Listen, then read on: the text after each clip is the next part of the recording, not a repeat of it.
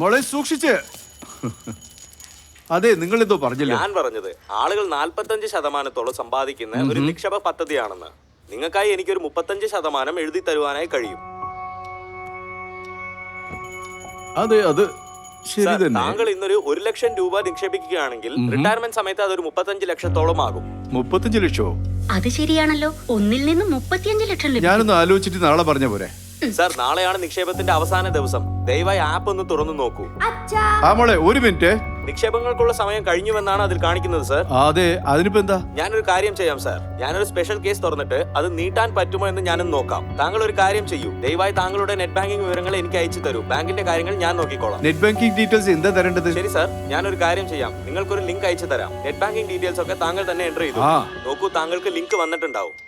അതെ, ഇത് screen share ചെയ്യാനാണല്ലോ അതെ പറയുന്നത്. സാർ, താങ്കളുടെ വിവരങ്ങൾ ശരിയാണോ എന്ന് എനിക്ക് പരിശോധിക്കാനായിട്ടാണ് സ്ക്രീൻ ഷെയർ ചെയ്യാൻ പറയുന്നത്. എന്തെങ്കിലും തെറ്റ് പറ്റിയാൽ ഈ ഓഫർ താങ്കൾക്ക് കിട്ടത്തില്ല സാർ. ഞാൻ ഇത് ഒഴിവാക്കിക്കോട്ടെ? വേണ്ട വേണ്ട, ശരി ചെയ്തോളൂ.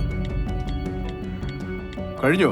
അതെ, കഴിഞ്ഞു സാർ. പേയ്മെന്റ് കഴിഞ്ഞിരിക്കുന്നു. Congratulations sir. നിങ്ങൾ ചേച്ചിയോടൊപ്പം ആഘോഷിക്കണം. 35 ലക്ഷത്തിനായി കാത്തിരിക്കൂ. അല്പസമയത്തിനകം ഞാൻ റിസിപ്റ്റ് അയച്ചു തരാം.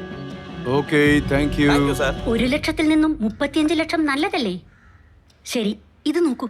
ഇത് ഞാൻ എനിക്കായി തെരഞ്ഞെടുത്തതാണ്. നല്ലതല്ലേ?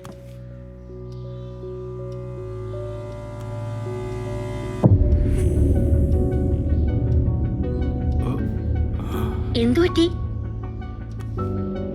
ഇത് ഒരു minute. The number you are trying to call is currently not. The number you are trying to call is currently.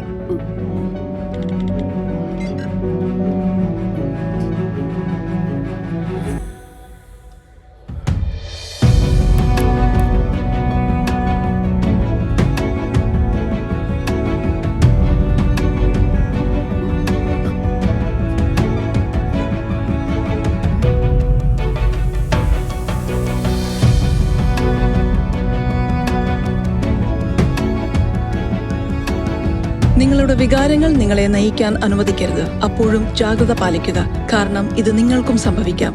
ജാഗ്രത പാലിക്കുക, സുരക്ഷിതയായിരിക്കുക.